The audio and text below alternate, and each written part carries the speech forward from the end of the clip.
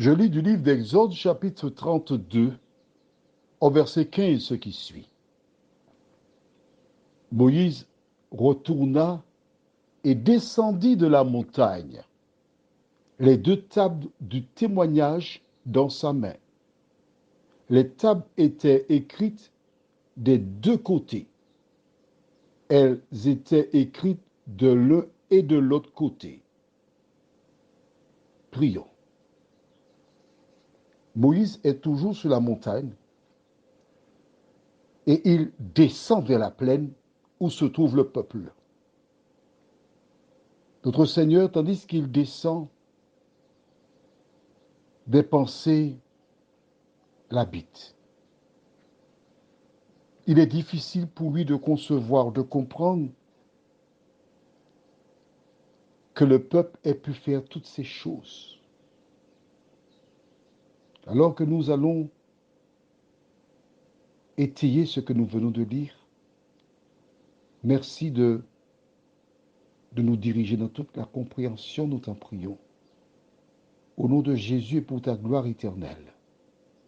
Amen. Premier grand défi pour Moïse. Tandis qu'ils sont en train de finaliser l'organisation pour le départ, la marche et tout le reste. Voici le peuple qui est en train d'adorer le prince de ce monde. Lorsqu'il a achevé sa plaidoirie, Moïse descend pour voir ce que Dieu a déjà vu.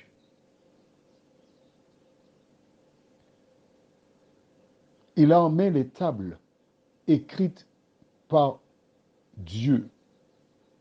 Les gens disent les droits de Dieu, mais Dieu est esprit. Donc il a pris une forme quelconque et il confia les deux tables à Moïse qui devait les rapporter.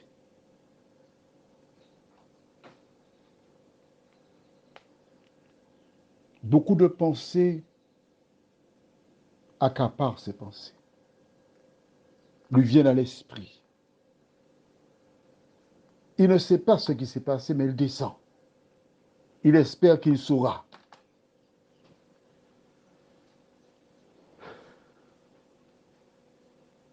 Le pourquoi du comment, mais ayant plaidé pour le peuple, il étudie les différentes stratégies qu'il faudra mettre en place. Ce qu'il faudra faire pour obtenir la grâce et le pardon de Dieu. Parce qu'on a besoin du pardon de Dieu. Moïse est novice.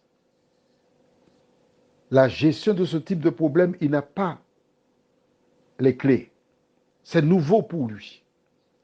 Que peut-il faire pour apaiser l'Éternel? Souvent, tu te trouves dans une communauté ou dans une activité professionnelle et tu ne sais pas combien d'heures le patron ou le berger passe à réfléchir, à prier, à chercher des solutions. Les membres sont là pour, dans certains domaines, critiquer, voir tout ce qui ne va pas. Mais le véritable berger qui a la lourde responsabilité, il se trouve dans un conflit perpétuel. Parce que bien sûr, d'accord, j'ai déjà parlé à Dieu, mais que ferais-je? Que verrais-je? Comment agir? Comment faire ce qui est juste, ce qui est bon? Il est difficile pour beaucoup de prendre de bonnes décisions. Moïse descend, pauvre homme. Combien de parents qui sont morts à cause de chagrin d'enfants, qui n'ont pas été compris, qui ont souffert. parce qu'ils cherchaient des solutions pour leurs enfants. Ils voulaient qu'ils aillent dans un sens conforme à la parole de Dieu. Être un parent responsable englobe beaucoup de responsabilités. Parce que le parent a à l'esprit cette question qui lui sera posée lorsque Jésus reviendra. Où sont ceux que je t'ai confiés? Dieu avait confié le peuple à Moïse.